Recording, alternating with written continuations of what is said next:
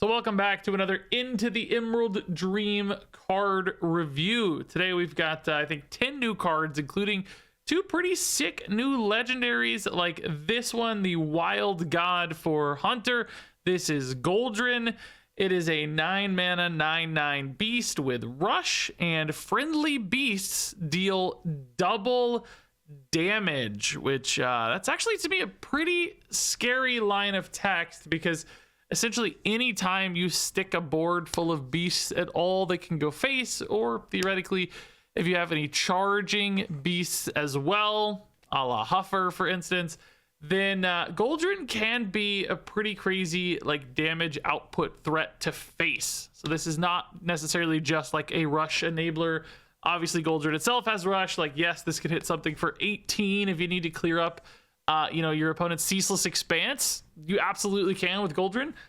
Might be something that happens relatively often out of desperation, but I think, realistically the goal here will often be more about like, okay, I stuck 2 or 3 things on board, they have 3 or 4 attack each, I slam down a Goldrin, I take a board that was gonna deal maybe 10 or 11 damage, and suddenly it's dealing like 22, and that's just enough to kill the opponent. So essentially anytime a board is left behind, this becomes just such a monster threat. Really, even just like one big thing left behind could become a crazy threat with Goldrin. Think about it in that like Bloodlust space as a finisher when it's used that way. Now you might be saying, well, wait a minute, Regis, nobody wants to play a 9 mana Bloodlust, Regis. Probably true. Might still be okay at 9 mana sometimes. If it ends the game, it ends the game. Also, the Rush could help you push through a taunt, so the other stuff can go face. But do keep in mind, we're also getting the Imbue keyword with some Imbue Hunter hero power upgrades with Blessing of the Wolf.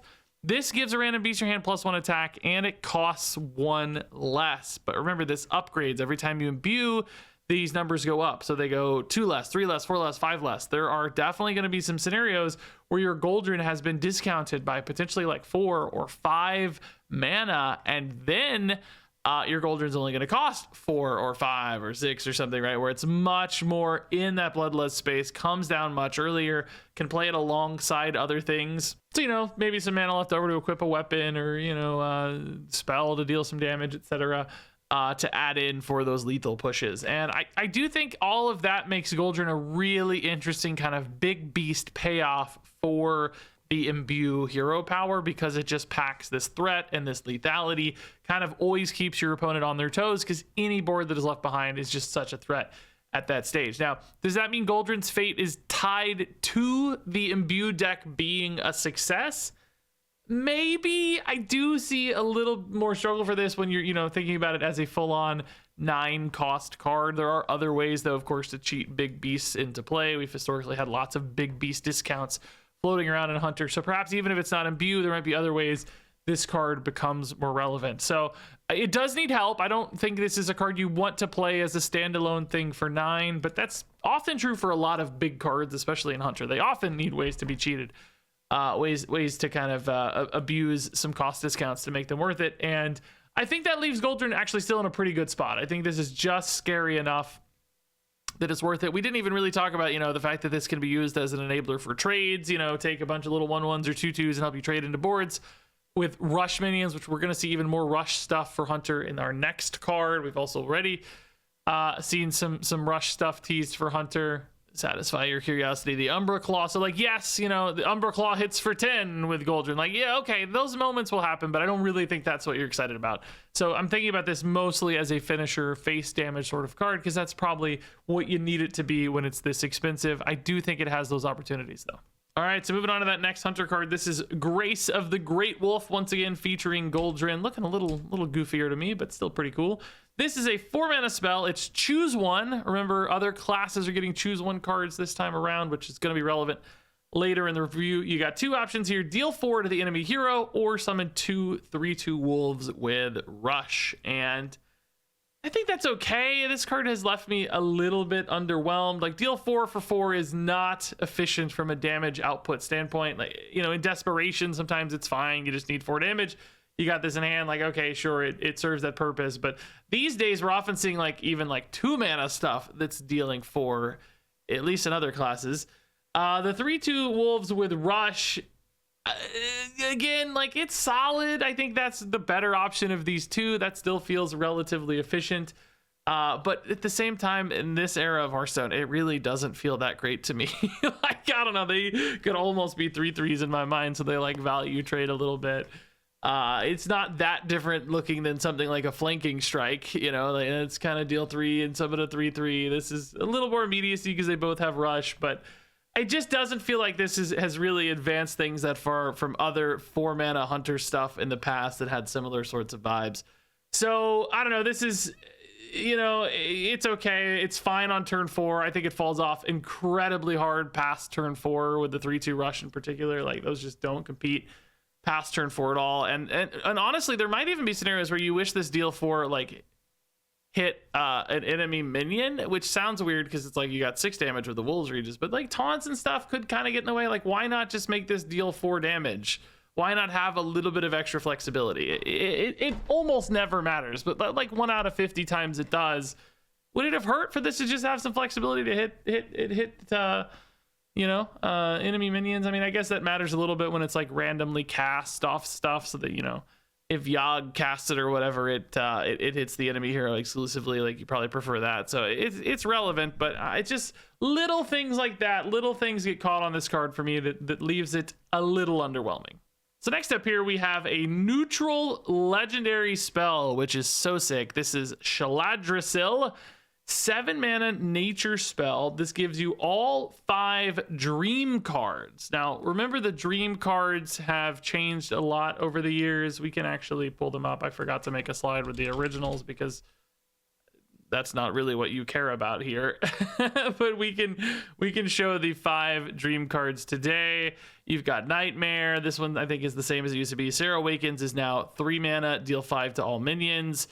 Laughing Sister still 2/3/5. Emerald Drake still 4/7/6. Dream is 1 mana, return an enemy minion to your opponent's hand. So worst case scenario, you get these 5 cards added to your hand. It's kind of like, you know, an instant Ysera that costs 7 with no body. Not super exciting. Like, these are okay if you're super desperate, I guess, but really what you want is the second line of text. If you've played a higher cost card while holding this, corrupt them, and then you get these bad boys, which are insane. These are enormous upgrades to the current dream card pool. Corrupted Drake, instead of being a 7/6, is now a 14/12, which is outrageous for 4 mana. I mean, you know, it is a late game card, obviously, so it scales probably pretty fairly with the stage of the game, but still insane. Corrupted Awakening is deal 5 damage to all enemies, especially Ysera, which I think I heard maybe that deals double damage to Ysera, which is pretty crazy. Either way, like, deal 5 to all enemies is just great, you know, board clear and face damage. Corrupted Dream's insane. Shuffle minion into its owner's deck, which is way better than into the hand. You know, they got to draw it again. It kind of kills a draw. And you can use it on your own stuff too. Like, if you want, it's not just an enemy minion. So you could pop something awesome of yours back into your deck to get it later if you wanted to reuse it. Corrupted Laughing Sister is actually just insane. A 2-mana 6/10, elusive, and your hero is elusive, so can't be targeted by spells or hero powers. Like, that could be hard for some decks to solve at all. Like, they have a hard time killing this and then can't kill you with like an OTK or whatever. And then finally, Corrupted Nightmare, give a minion +5/+5 and immune this turn. So instead of it dying, it just gets a big old buff. Which, honestly, this is probably the worst of these in my mind, but still an insane effect, right? Like, still really good. Take some awesome trades, push some face damage, whatever you need off this. It's got some play. So these are just absolutely insane cards. And I will say, too, like, I think both Corrupted Dream and Corrupted Awakening, given these have some really cheap reactivity, makes it pretty feasible to play Shaladrassil. Like, you know, obviously you got to corrupt this first. So, you know, you're playing an 8-mana card first, which is already going to slice the number of decks that can use this down a ton, but there are still going to be late game decks with late game cards. And Shaladrassil, I think, is going to fit perfectly in those. As soon as you play an 8-cost card, if you have 3 or 4 of those in your deck even, it's probably going to be worth it for Shaladrassil to make sense. You go into basically turn 9, right? Because you're really playing something on 8. You play this on 9. Best case scenario, obviously ramp, etc. You know, get it. But 9 cost play. And you've got Corrupted Awakening to help you recover. So you play this for 7, you fill in the rest of your 9 mana turn with Corrupted Awakening. That's going to clear a lot of boards. Even late game boards, this is still going to give you a reprieve, some safety, etc. Might also could just win the game, you know, like if you stuck a minion on 8 or something with some crazy death rattles, you might deal 5 off Corrupted Nightmare, deal 5 off Corrupted Awakening, whatever that minion itself had, you might be dealing 10, 15 damage just left over anyway. But if you don't win the game, you've got a board sweeper with Corrupted Awakening, and then you've got Corrupted Dream to deal with anything big. If they have a big crazy threat, a giant wild god left over or something, you could use Corrupted Dream on it to stabilize, and then you get to redevelop on a future turn with crazy threats like the Laughing Sister and the Corrupted Drake suddenly become the great follow-ups or cards that you just weave into the next turn or whatever. So I think the mix here of like threat versus reactivity and stabilization is kind of perfect and lines up really nicely as well from a curve standpoint. You know, play something on 8, corrupt this, go to 9, boom, it's just perfect. So I do think this card actually looks fantastic. I think a lot of late game decks will be happy to utilize this. 7 mana does sound like a lot, but I think you're getting a fairly equivalent payoff almost immediately. Like, what would a spell cost that's just deal 5 damage to all enemies and, you know, remove something that's left over? It would be a 9 mana spell. You know, if you think about like big board clears, this is not that crazy. It might be a little cheaper than that, right? But, you know, spending 9 mana doesn't sound insane, and then you still have payoffs later. So I think this is actually a pretty sweet tool. It's also just like, you know, value generation is needed if you've got a window to just generate some cards in value. This is crazy. So to me, I think this card actually looks really, really good. I think it's quite strong. So next up here, we've got some more Imbue stuff. The Flutterwing Guardian, which this thing looks crazy. Some kind of awesome, like, butterfly monster. He's a 4 mana 4/4 with Taunt and Divine Shield and Battle Cry, Imbue your hero power. And I think this actually looks pretty good. I'm kind of bought in on the Imbue stuff already. I think it's very likely some deck makes Imbue work, and this looks like a good Imbue enabler. Even though I do want them all to be pretty cheap, 4 mana is still reasonable, and this is one that's just giving you time. You know, it's a speed bump card for sure with the Taunt and the Divine Shield. That's gonna be awkward for certain boards to deal with. Just like a nice little sticky guy that's advancing your ultimate game plan, which is your Imbues. So we've also talked about how Battle Cries could be pretty relevant in Shaman. So all in all, Flutterwing Guardian just looks, again, really solid for this Imbue package. I'm convinced. All right, so moving on to another Imbue card I'm a little less convinced by, the Resplendent Dreamweaver, a 4 mana 5/4. Battle Cry, if you've imbued your hero power twice, deal 5 damage to a minion. So, you know, this is more of like a payoff for your Imbue, like a stabilizer of sorts. You know, I've imbued twice. I don't like it much, though. I think it's kind of bad. Number one is like, well, what if you don't imbue twice by turn 4? And we've seen like a lot of stuff is 4 cost, you know, because this falls off pretty hard after like turn 4, turn 5. I don't think this is a card I'm looking to play late in a game, you know, weave into a turn. It's just not going to feel all that compelling, only being able to hit a minion. So if you miss turn 4, it's like, okay, well, that's got really bad really fast. Even on turn 4, I'm not sure it's all that exciting. It's not good against, like, you know, a couple 3/3s or whatever that's on the opponent's side of the board, or a swarm board would just absolutely ignore and murder this. I'm just thinking about like Zerg Death Knight. Like, what do they have down on turn 4 already? The 5 is probably not even enough to deal with the Zerg, right? And it has this conditionality baked in. So it's like, I just don't really see it with this one. I don't think the payoff or stabilization is nearly significant enough. I think imbuing twice will often happen by turn 4, but not always, which makes it even worse. And I think ultimately Imbue is just the payoff itself. You may not really need more Imbue stuff to make it worth it to run all these Imbue things. So to me, this one just falls short from these 2 Imbue cards. So moving on, we've got some like more hero power stuff, which obviously ties into Imbue as well. 1 mana 3/3 Slumbering Sprite starts dormant. After you use your hero power, this awakens. So, you know, play this on turn 1. Hero power on turn 2. Most decks don't really want to do that. Warlock kind of okay with it sometimes. If you play this on 1, you're not going to be imbued yet, so you're not going to have like an imbued hero power. That's not a thing, right? It's going to be your normal hero power on turn 2. This awakens. It still can't attack because it just woke up. That seems like a really, really bad curve, right? So what realistically is going to happen is like you play this on 1, you use an Imbue card on turn 2, and then like maybe you hero power on 3, but then also maybe you don't. Like maybe you play another 3-cost card, you don't hero power till like turn 4 or something, because you finally have some mana to make the hero power feel cleaner to play. And it's like, man, this thing shows up on like turn 4, it's still not able to attack, and it's only a 3/3. I don't really feel good about that, man. And like you might say, well, you know, sometimes you have to hero power on 2 because you don't hit a curve play. Well, are you that excited to have a 1-mana 3/3 then if your deck's not like playing for curve and trying to get a ton of tempo? It's like it's already fallen behind on board and not doing its job of these kind of early game bodies, which is either producing threat and like pushing a ton of damage early, or, you know, being able to trade into your opponent's early game threats. It doesn't do either of those things. So it's like, man, I just don't really see it for this. It's also not a card you like, I'm happy to play on turn 6 and get my Slumbering Sprite down and awaken it immediately after hero powering. I've spent 3 mana on turn 6 to get a 3/3 and a hero power. Even with imbued hero powers, and the 3/3 is not a big bonus in that scenario. So to me, this just looks very clunky, very slow. Just like, I don't know why this exists. To me, it needs like Rush or something. If it had Rush, I'd be like, oh, okay, yeah, maybe this is more interesting, because it's as soon as it awakens, I'm happy. Without Rush, it's just a big pile of stats that's not doing the thing you want early game piles of stats to do.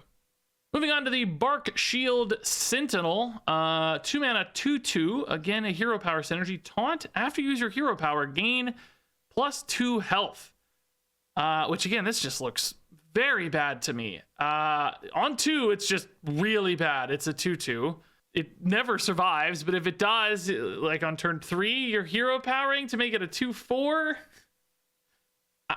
You've hero powered on turn 3. It's like, why does this cost the same as a hero power? Could this have been the 1-drop? Like, would it have been crazy to have a 1-mana 2/2 taunt and then you hero power on 2 and it gets a little better to like value trade into your opponent's 2/2 kind of thing?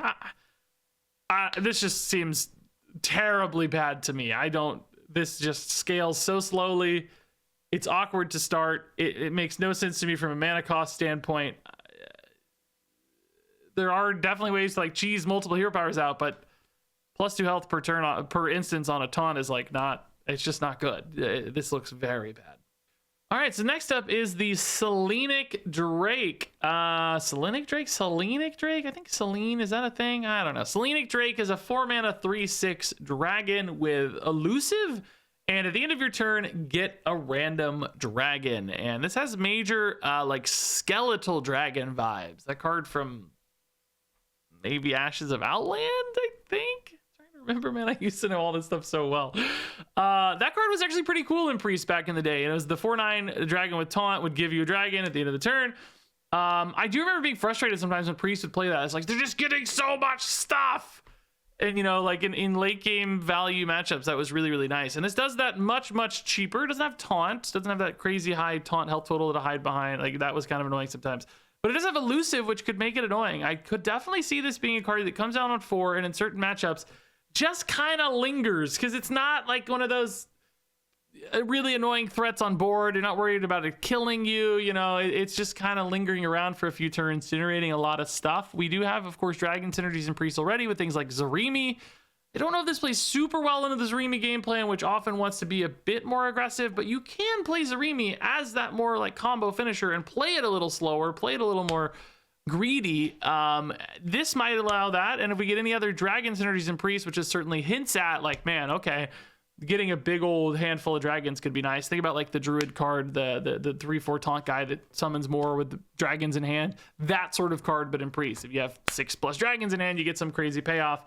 Selenic Drake could be the kind of card that enables that. So this is doing cool things. It's not one that like jumps out at me on its own as some amazingly awesome card, but when you start to concoct and dream up dragon synergies and like value stuff that's just generating a lot of things and sticking around and being annoying, I get those same skeletal dragon sort of vibes, which makes me put some hope into this card. All right, so next up here, Paladin card, Lightmender. This artwork looks really cool. This is a 4-mana 3/3 with taunt and choose one.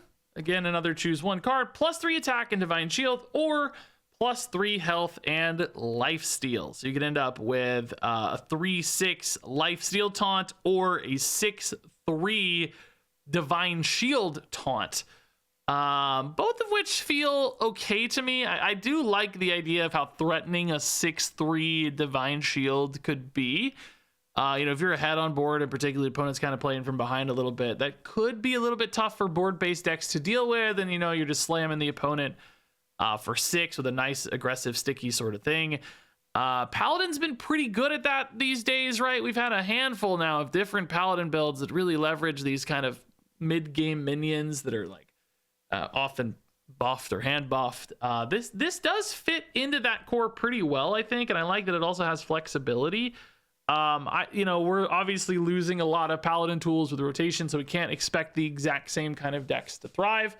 But Paladin is still going to have plenty of buff cards laying around, and this is a Divine Shield body. That 3 health does make you a bit nervous, though, because, trade a 1-1 in, trade a 3/3 in. As soon as you're not ahead on board and the opponent has stuff to leverage, that 3 health falls apart really quickly.